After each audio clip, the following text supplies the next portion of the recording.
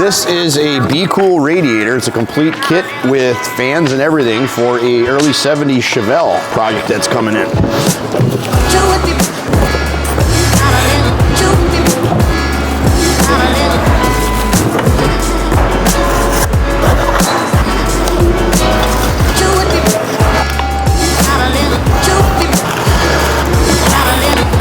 Two fans.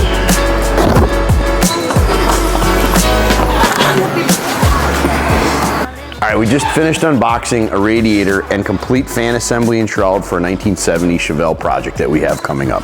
So here we have parts of the actual fan shroud. The fans get mounted to it along with the radiator. We have the brackets. We have the mounting hardware, complete installation instructions with wiring harness. We have our overflow. We have our radiator cap. We love working with Be Cool. The turnaround time and the quality is through the roof. We always have good luck with them.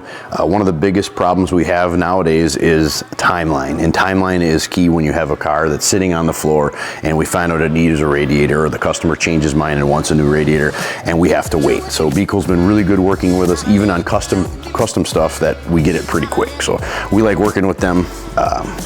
Awesome stuff.